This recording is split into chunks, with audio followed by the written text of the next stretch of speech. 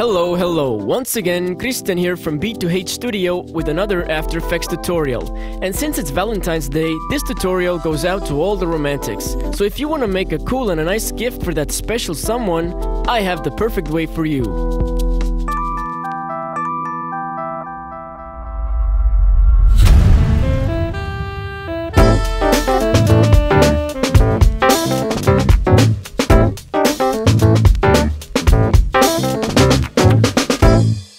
Okay, let's get into our Valentine's Flower Power folder and let's take a closer look. In the footage folder we have our funky background music, example images, and the video files to make this all work nicely. If we check back, here we got the quick guide, the project file, the example video file so you can check out what it looks like with example content, and last but not least, our tutorial video.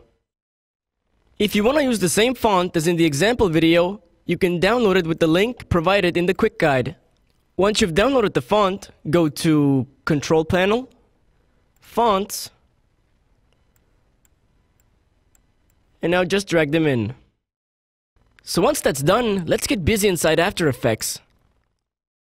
If your After Effects version is newer than CS5, then After Effects will ask you to convert it. So once this message appears, don't freak out, everything's cool, just click OK and let's continue. Here we have different assets for this project, main comps, and solids. But the primary thing you want to concentrate on is the main comps folder. Also, when you open it up, click on name here. The first thing we're going to do is change the text. So double click on type text here, and let's move the marker to the right. And once again, as you can see, we have these blue guidelines. So remember, whatever you write, make sure it stays within this area. Let's take the text tool. Control T, by the way. And now using our Flower Power magic, let's turn this into a birthday greeting video. So happy birthday. And now insert that special someone's name. And now if we go under render, we can see the change we made.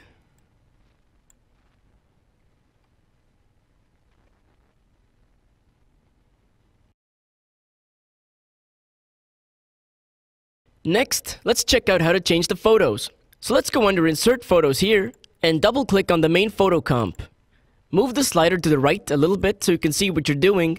And now what you want to do is double click on this empty space here.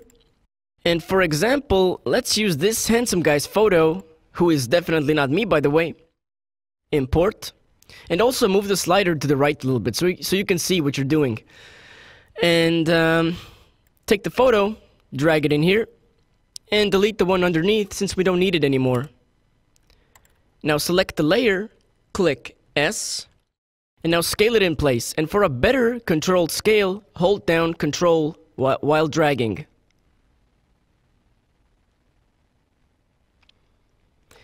Okay, so that looks good. And if you want to change the photos on the wall over here, then go into the wall folder. And if you want to know which photo comp is connected to the photo on the wall, then double click on Scene 1 comp down here, and now you know which photo is which. To change the photo, double click on the comp and do the same thing. Double click on the empty area, choose the photo from your own location, drag it down here, delete the one underneath, select it, click S, and scale it in place. And if you check under render, you can see that the photo has changed. Now, if your photos have too much contrast, then I recommend going under Effect, Color Correction, Curves, and Effect, Color Correction, Tint. And tune the colors so it fits better with the background.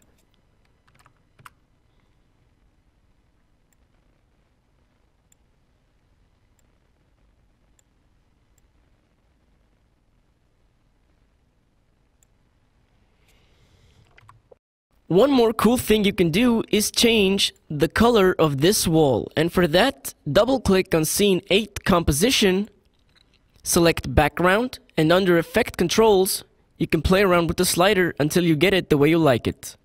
And also keep in mind that whatever you change in Scene 8 Composition, You also have to change it in the scene 10 composition. So once you have everything set up, it's time to go under Render, then Composition, Add to Render Queue, pick out your settings and your output, and you're good to go. So thanks for watching the video, and be sure to check out our website for more cool stuff. Happy Valentine's Day!